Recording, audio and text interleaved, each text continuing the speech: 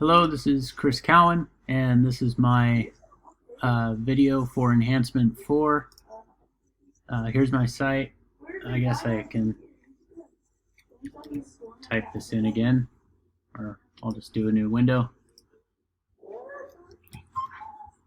Localhost PHP, motors, vehicles, comes right up. And here's the vehicle management view, and our two links here: add classification, add vehicle. Go to add classification, goes over to this other view, and I can add I've already added I'll do clunker. I'll add a clunker classification, add it, and there it shows up. No success message, but it shows up in the navigation right away. And we hop over here to our database, and we see it showed up there as well.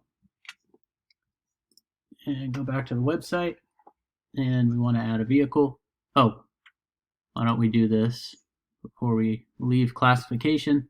Leave that blank and hit add classification, and we get our message: please provide information for all empty form fields. Okay, so we'll try to add the vehicle. We have our select menu here, and I'll add a clunker. Well, no, I'll add a sports car, and we'll call it a Ford Mustang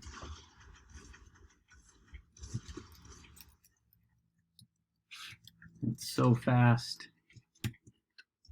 There's a description. We've got our default image path and thumbnail there. Price, we'll say that.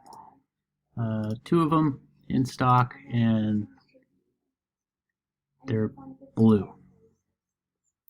Add vehicle. I've successfully added the vehicle. Thank you. And go to the database, inventory. There it is. So fast. And I'll also put the classification ID in there. Well, that's being kind of cut off, but classification ID attached to the select drop-down list. Okay, and here if we leave these blank and try to add a vehicle, we get our message: please provide information for all empty form fields. And what else do we need? The validation. So we'll go back, starting with our vehicles page, and validate local CSS. No errors. Validate local HTML. No errors. Add classification. CSS. Good to go. HTML. Good to go. And jump over to our add vehicle view. Check the CSS here. Looks good. And check the HTML. And it looks good.